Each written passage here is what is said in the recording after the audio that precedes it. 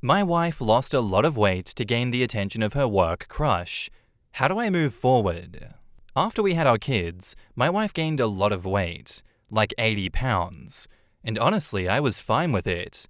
I thought she was still hot, and my desire for intimacy never waned. So for a while, she was fine with her weight too. Fast forward 5 years, and all of a sudden my wife gets really into fitness and nutrition. She buys a Peloton, goes on a strict diet, and loses all of the weight and then some. She looks like she did when I met her in her early 20s. She looks great, but like I said, she looked great heavy too. Then one day last week, she comes home from work, and I can tell that something's really bothering her. I ask her what's wrong, but she's just evasive and distant. This lasts a few days before she finally breaks.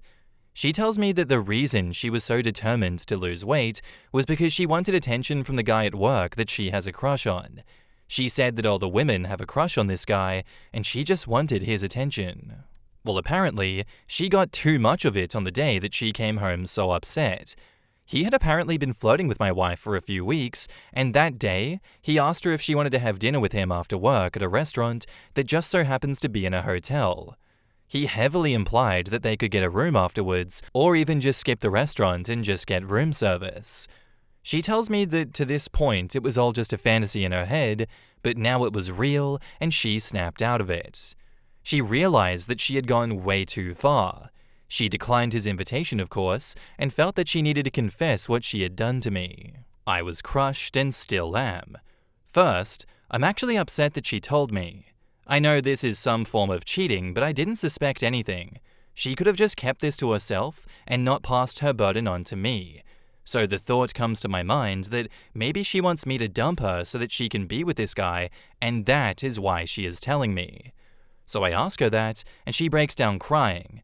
That's not what she wants. She says she loves me and just wanted to be honest with me and apologize.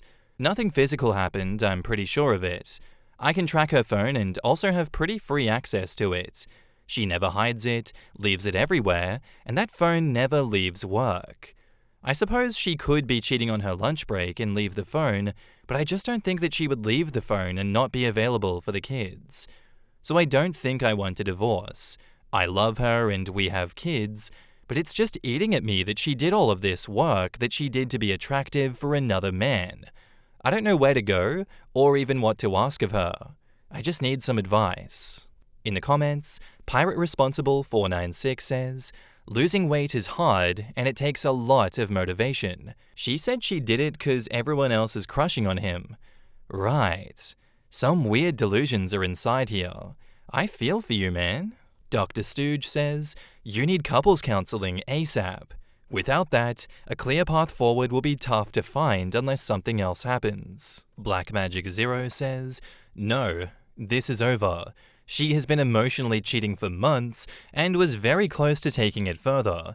This would not be some overnight journey. She's been actively going after this guy's attention and flirting with him for months now.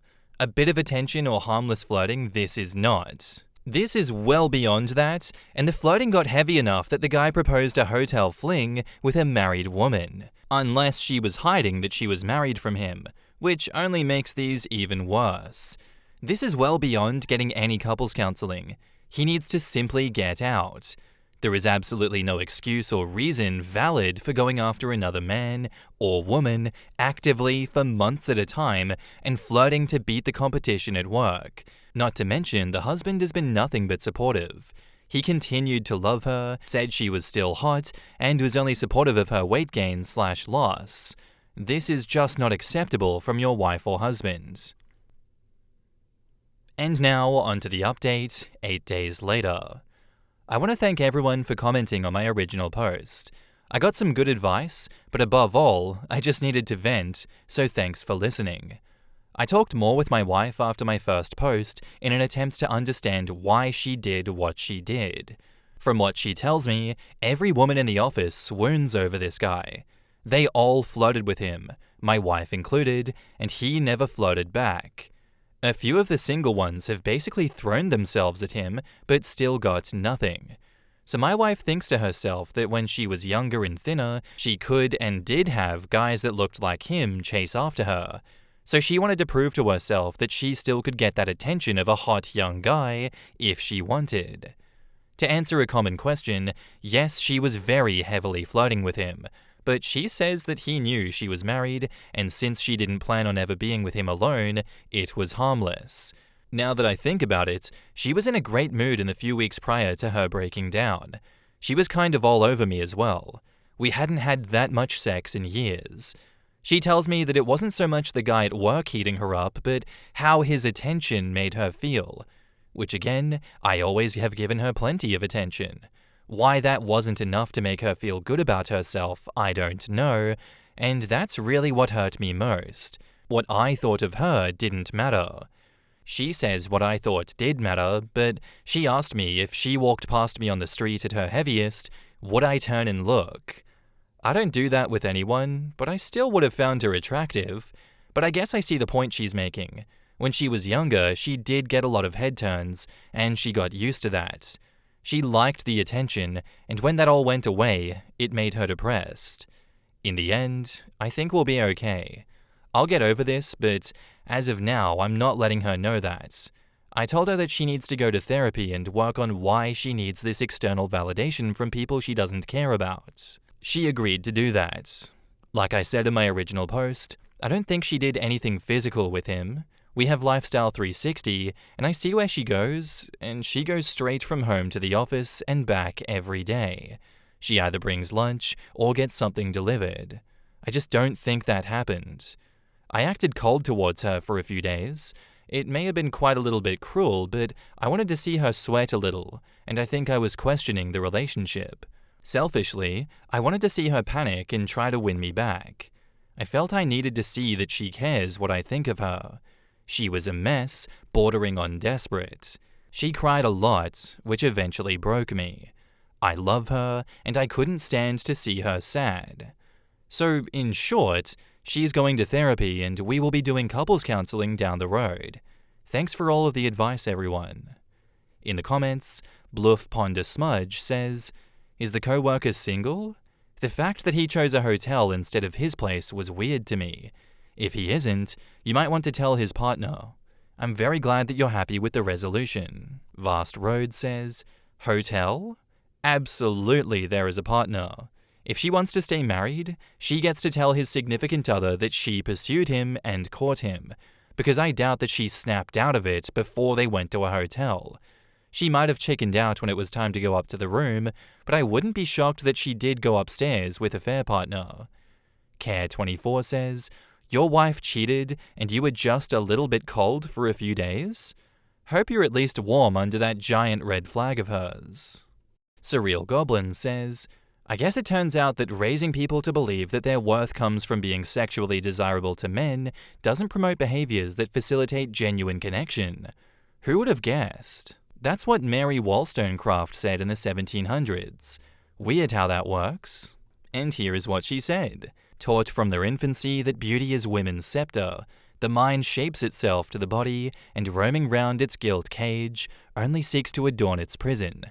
And women, intoxicated by the adoration which men, under the influence of their senses, pay them, do not seek to obtain a durable interest in their hearts, or to become the friends of the fellow creatures who find amusement in their society. But women are very differently situated with respect to each other, for they are all rivals. Is it then surprising that when the sole ambition of woman centers in beauty, and interest gives vanity additional force, perpetual rivalships should ensue? They are all running the same race, and would rise above the virtue of morals, if they did not view each other with a suspicious and even envious eye. And this homage to woman's attractions has distorted their understanding to such an extent that almost all the civilized women of the present century are anxious only to inspire love, when they ought to have the nobler aim of getting respect for their abilities and virtues. That was in Vindication of the Rights of Women, 1792. Our next post is user FoCaiFem, and it's titled, Am I the asshole here for shutting my sister out of my family's lives and declining her wedding invitation? 5 years ago, my niece Nikki and her friends ridiculed and harassed my son Mark. They speculated about his sexuality, called him slurs, and even used the N-word with a hard R. all for their entertainment. When Mark came home, he was crying, shaking, and yelling as he tried to tell me what happened. It was heartbreaking. I immediately approached my sister to address the issue. I explained Mark's side of the story and the state that he was in, but she dismissed it, claiming her daughter and her friends would never act that way. She didn't even offer to talk to Nikki. This wasn't an isolated incident either. A few months before, Nikki kicked Mark in the genitals in front of her friends as a joke. When I demanded an explanation and an apology, Nikki refused and started crying and claimed that it was unfair to hold her accountable, even as Mark was still in pain. Nikki also has a history of mean-spirited behavior, such as calling my younger son Corey, then 6 years old, the annoying child, instead of his name. Corey has asked me why she does this and shared how much it upsets him. In the case of Mark, my sister doubled down, claiming that one of Nikki's friends, the one who used the N-word, couldn't possibly be racist because she's Mexican. Her exact words were, "I don't know what you want me to do about this." That was the final straw for me. I told her that if she wasn't willing to address the issue, it was in my family's best interest to distance ourselves. 3 days later, she called me, said that she spoke to Nikki, and told me that we're good on my end. No details, no resolution, just that. When I followed up via email asking what was discussed and what actions would be taken, she never responded. To this day, no apology has been offered, not from my sister, Nikki, or the other kids involved. I informed my extended family about the situation and my decision to keep the kids away from my sister's family. While some were supportive, others, including my mother, have tried to undermine this boundary. One time, my mum secretly took my kids to spend time with my sister's family without my permission. I only found out because my younger son mentioned it. I was furious and drove an hour to pick them up immediately. Fast forward to today, I've received criticism for maintaining this boundary. My sister is now getting married and invited us to the wedding, but I declined. My mother even asked if she could take my kids to the wedding, and I flatly said no. There has been no effort from my sister to apologize or to reconcile. The only time she's reached out after the incident was to add me to a group chat asking if she could take her to a birthday party in Chicago. No mention of the harm that she caused. I'm standing firm in my decision to protect my kids, but I've been labeled as overly harsh and unforgiving. Am I the asshole here? In the comments, someone says, blocking them will allow you to protect yourself from further manipulation or guilt trips. And OP replies, I blocked her and removed myself from chat groups 5 years ago. I only found out last week that she had asked my brother for my information so she could send me an invitation to her wedding. Another commenter says, you should apologize to your mum. I'm sorry you raised an asshole daughter who was well on her way to raise an asshole granddaughter. Was your sister the golden child growing up? And OP says, let's see. I was 15 sleeping in my room when my mum woke me up after midnight screaming and yelling about my sister not being home. She snuck out of the house to be with her boyfriend. My mum threw me out of her house that night and tossed all of my clothes onto the lawn. I was punished for my sister's actions. Yes, my sister is the golden child. Another commenter asks, since you've never gotten any apology, how can you be unforgiving? And OP says, I ask myself this question more than necessary. Since I'm part of a big Catholic family, that word gets hurled in my direction all the time. Someone else says, everyone sucks here. Your sister and niece acted atrociously, and you were right to cut them both out of your family's lives, but why did it take so long? Your son was physically assaulted, and yet for months after, you thought he should still spend time with his cousin. Why? Better late than never, but you still shouldn't have been late when it came to protecting your child from a bully. And OP says, I did ask if he wanted to stay there. I never forced him to go. You were not wrong though, and 5 years later, I still haven't forgiven myself for this. And now, onto the update, which was posted the next day. I'd like to start by reminding everyone that I am a mum. My time on Reddit is limited. I can pop in for a quick one-line response in the morning, but once my kids are awake, I'm fully in mum mode until they're asleep again. This is why my posts and updates tend to happen late at night. For those claiming that this post is fake, think what you want. I'm not wasting my energy convincing you otherwise. My daily life is already exhausting, especially with the added family pressure that I'm dealing with. To provide some context, this situation started 5 years ago. My relationship with my mother wasn't great to begin with. After she secretly took my kids to spend time with my sister, I distanced my family from her too. About a week later, my mum reached out to apologize and took steps towards reconciliation. A few months after that, I started allowing her back into our lives, but I set firm boundaries. For instance, she's not allowed to take my kids anywhere without me. For the next year, I avoided large family gatherings to steer clear of my sister. However, 3 years after the incident, we attended a funeral where my sister and her family were present. My youngest, who was only 2 at the time of the original events, didn't even remember them. Today, he's curious and might want to get to know them, but Mark has no interest. He will smile politely in shared spaces, but that's it. Corey remembers hearing the annoying child, but doesn't realize it was directed at him. Over the years, we've had minimal interaction with my sister's family during shared events, mostly just nods of acknowledgement. Still, no apologies or meaningful attempts to reconcile have ever come from my sister. This year, the pressure from extended family has been relentless, with my brother being the most vocal. He insists that I need to squash my feud because family events aren't the same. After last night, I realized getting everyone in a room to address this was impossible, so I sent a message in the family group chat. I explained that while some may not fully grasp the impact of what happened, it was deeply hurtful and damaging to my family. I also asked them to focus on this special time for my sister while respecting my boundaries and leaving my family out of it.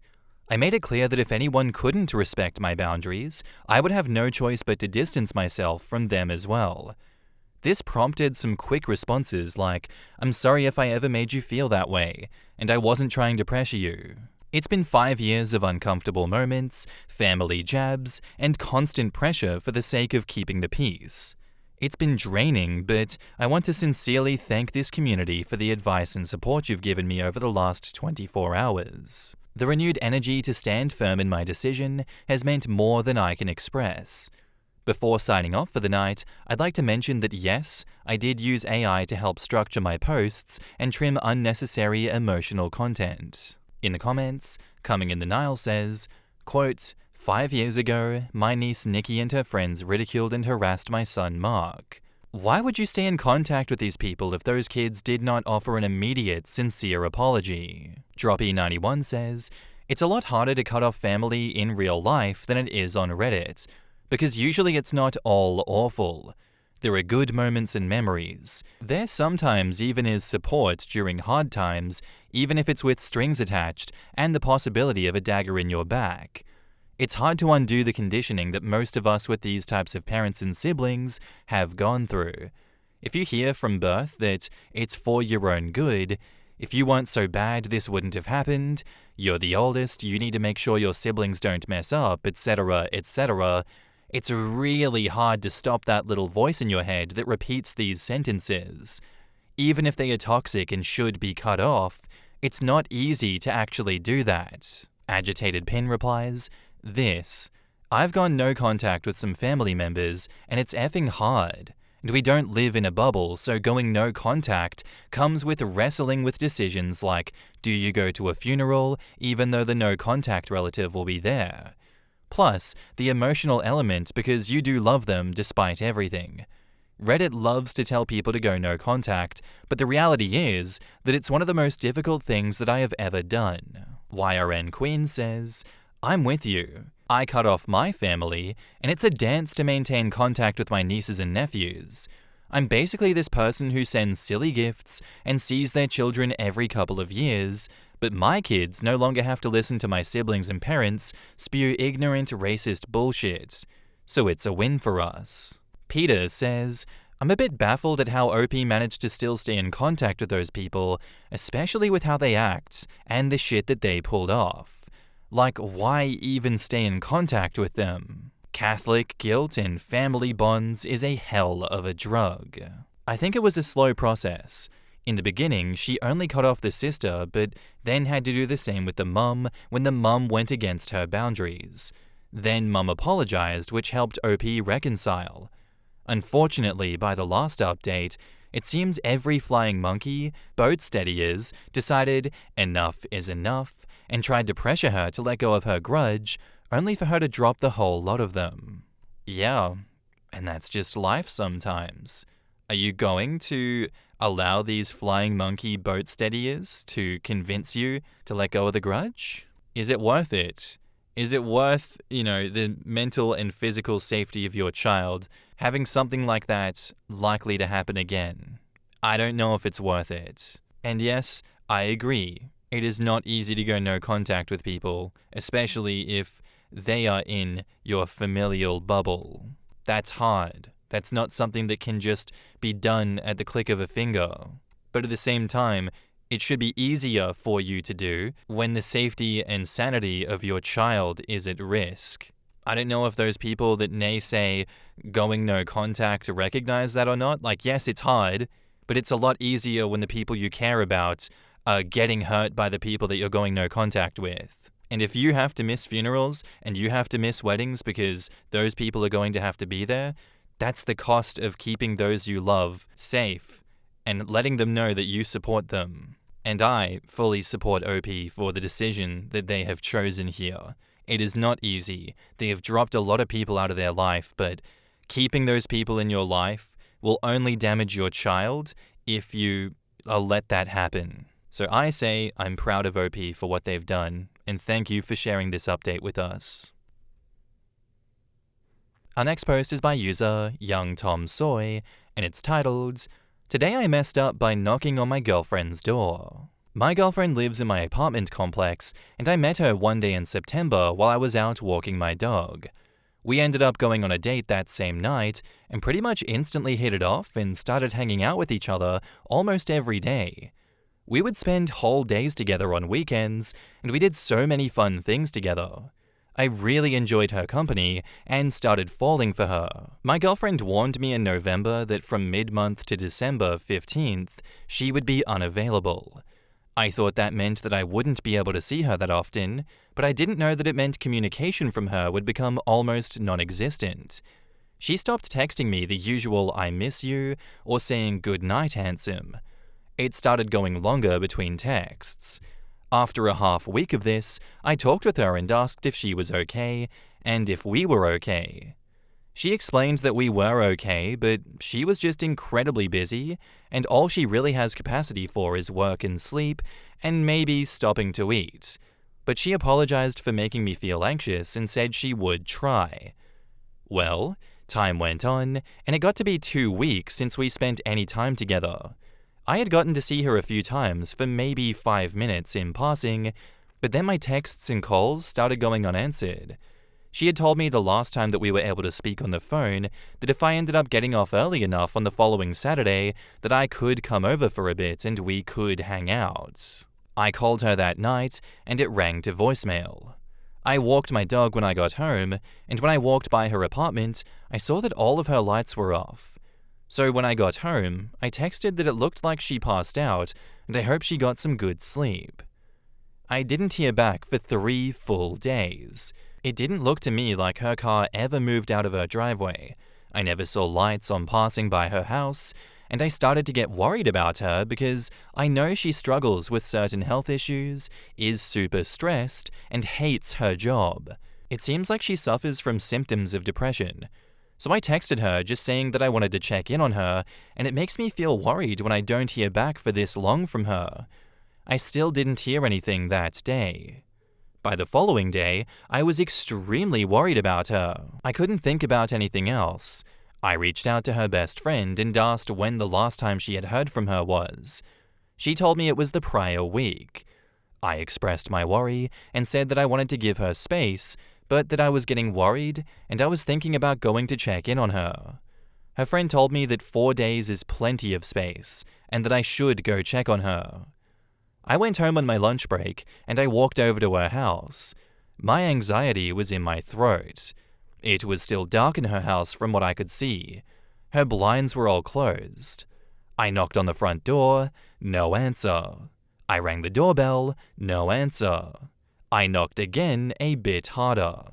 No answer. So then I rang the doorbell again, but there was no answer, and I knocked hard enough that it felt like she would be able to hear it from the bedroom, but still there was no answer. I had my phone out with her text message up, and I started to see the typing bubble. I am on an effing client call. Stop knocking. I immediately left. I sent a text message saying sorry, I was just really worried about her, and I thought more on it, and added a little later on that I realized I went overboard with the knocking, and that I was really sorry. It went another full day, and I didn't hear back. I talked to my father, who said that it doesn't seem like she is communicating, treating you very well. I told him that I just wanted to talk to her, and I had half a mind to go knock on her door now, at night, just to talk with her and let her know what is going on in my mind. But I was worried about looking crazy or ruining things further. He asked me how much would change from how things had been going, but at least if I did this and I could talk with her, then I would have an answer. So I wrote a text telling her I was going to stop by in 5 minutes to just chat for a bit, and that this was really important that we talked. I went over and rang her doorbell, no answer. So I went home and wrote a text telling her how much I liked her and how the whole situation was making me feel. How I was feeling like I was being ignored and being treated less than. How I needed some communication, how a single text every once in a while would go such a long way. I told her this wasn't a, you need to call me tonight or it's over, but I said that I needed to hear from her. I woke up the following morning to see she had sent me a long text at around 4 a.m., telling me how busy she had been, which I know, how she has barely had capacity to even get to her desk, that she has been working 14 hours a day and just crashing, telling me that she had already told me that she would be unavailable. She said coming to her door while she was working and banging on it was incredibly uncalled for. She said her car had clearly been moved. She said that me doing that while I knew she would be unavailable and she was at work, as she works from home, during work hours is a hard line for her. I didn't know that unavailable meant zero contact or being able to see her at all. But regardless, in one fell swoop, I ended my relationship with someone that I cared about deeply, all because I couldn't get a grip on my anxiety and be patient. In the comments, Life is Probably Made Up says, I don't get this shit. I don't care how busy someone is. If they can't take 30 seconds to be like, I'm sorry, I'm swamped, talk later, then you're nowhere on their list of priorities. Exactly. Screw wasting that energy. People make a million exceptions for the ones they love and a million compromises.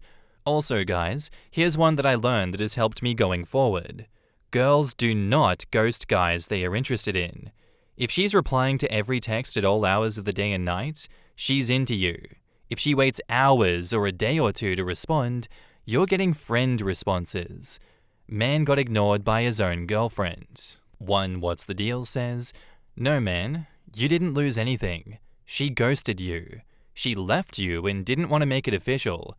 Unavailable does not mean disappear into the void. It means I won't have time for dinner or hanging out. If she couldn't carve out 5 minutes here and there to even say, oh man, that was a rough day, I can't wait till busy time is over and we can hang out again, then she's not making any effort and it was never a good relationship. Be sad, talk to friends and family, feel better, and move on. You deserve better out of a partner. Good luck. I would personally love to know what her side of the story is and how she views this situation, and if there is any justification for this not just being straight up ghosting, because I'm with everyone else. This is just ghosting. She's ending the relationship. She did not communicate with you at all, and there was no justification given. I don't think there is a reasonable justification at that point. She's not doing her job in the relationship, and yeah, maybe you're doing marathon shifts, 14 hours a day, non-stop here and there, but if you still want to be in a relationship, and if you genuinely care about that person, you will carve out those 5 minutes and be like, hey, sorry, work's really stressful. I'll talk to you later tonight. We'll have a chat for 10 minutes. Yes, I am looking forward to seeing you after the 15th. Sorry that I'm not able to talk. You don't ghost them for days on end. That's never an acceptable thing to do. And yes, she didn't establish what unavailable meant. She didn't say, oh, I'm not going to be talking to you for like an entire month. It was very much vague, and it left everyone in her life not knowing what the hell is going on. I don't blame OP for their genuine reaction and his reaching out to see if she is okay. Is that not what you want your partner doing? Like, what's going on? And now, onto the update. So my last post kinda blew up, so I figured some people might appreciate an update. I mentioned at the end of my OP that she had sent me a long text the following morning telling me how much I had effed up and crossed a hard line. I did respond to that text with an apology, saying that I did let my anxiety control me, and that I wanted to work on things, that I was going into therapy to work on my own issues. She didn't explicitly say that we were over, so I asked her for clarification on where we stood, if she was done. I said, outside of that, I would not contact her until I heard back from her. As of today, it has been 12 days. She has not responded to me at all. The last 12 days have been horrible for my mental well-being. I decided yesterday to just move on and give myself my own closure. I realized a lot of important things through this experience. I realized that I didn't do anything wrong. Unavailable does not mean that you disappear and drop off the earth for days at a time, ignoring the outside world. I did nothing wrong by going to check on her. I did what I did out of love, caring, and worry. I did what I would hope a partner would do for me. No one is too busy to text a single time in 4 days. I realized that I need to take care of myself and assert my own boundaries. I learned some important needs and expectations I have of relationships. I learned about my own codependent and anxious tendencies that I need to work on. I realized there were a lot of red flags about this woman that I was ignoring. In the past 12 days, I have taken up meditation, journaling, daily practice of gratitude. I have gotten into therapy and back into the gym. I've talked with her best friend again, who hasn't heard from her in about as long as I have. The silence isn't personal to just me, which did make me feel a little better at one point. However, now I am still upset. I am mad at the way that I have been treated throughout this whole process. I know this is an extremely busy time for her, and I know she is struggling, but I still have needs, and she decided to be my girlfriend. Needs that she is apparently, for any reason, incapable of meeting. Leaving someone who loves and cares about you in the dark for 12 days when you live in a 3-minute walk from each other is unkind at best. I still don't know what's going on in her head, and I don't know if I ever will. I would still be open with talking to her and hearing her out. I am extremely unlikely to take her back though. I deserve better. I think my biggest realization is that I can give myself closure. I can detach and take care of myself and still love her and others around me. I wish I could snap my fingers and be over her, but I know it's going to take a little bit. Thank you all for the assurance, kind words, and those who reached out to support. In the comments, White Room says, "What a strange and cowardly way to break up with someone." My last ex, long distance, didn't contact me for 3 weeks after he had an invasive surgery. When I finally got him to Zoom me, he said that it was too stressful to text me good morning and good night, and that I should move in with him to make it easier. Never mind that I was working a seasonal job that he knew the end date of, and that we talked about me moving in with him when I finished it. Lemmy Historian says, when she's available again, she will learn that all of a sudden, a lot of other people are unavailable for her. Wait, but I thought relationships was something that you could just turn on and off again. What do you mean I can't just put you on a shelf like a toy? I thought you would just sit around waiting for me until I was ready to dust you off. There is more to this story. There's gotta be more. Well, he cross-posted in r/datingover30. There's a bit more context in the mod bot comment. She works in insurance, doing 12 hours, 7 days a week, for a month straight. Year-end enrollment is Insurance Super Bowl. Yeah, I'm gonna concur with you. My mother has worked for a private practice for over a decade as their office manager. At the end of the year, we are lucky to see her at all. They really are this busy. I think if you're dating over 30, you need to consider the perspectives of literal youth do not coincide with the interpersonal relationships of people establishing themselves professionally. Additionally, this work isn't only exhaustive from a time perspective, but also mentally and emotionally. You are fighting with angry, nasty people who don't want to settle up bills while concurrently muscling against the cheapest Scrooges of the season, insurance conglomerates. Take this as a lesson.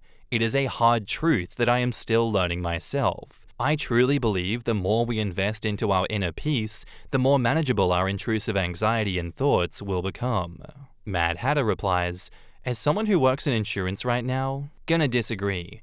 Busy season is tons and tons of work, but it does not require your absolute unbroken focus 27 hours a day to the point where you can't even communicate with anyone else. Being incredibly busy is one thing, but not answering a text from your partner, panicking over your mental health for days, even just with an "I'm fine, just extremely busy," is something else.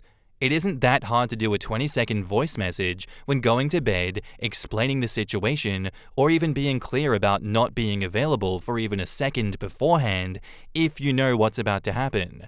While I think that there are ways this could have been handled well, I don't think OP's girlfriend did so at all. I think being anxious over a situation like this with such a clear lack of communication before is completely valid, and no amount of self-love should make you alright with your partner or even a friend with bad mental health history just completely stop communicating out of the blue. What if something had happened to them? And that's where I'm going to end today's episode, guys. I do hope you enjoyed. If you did, let me know what you thought about it in the comments down below, and I'll see you in the next one. Bye.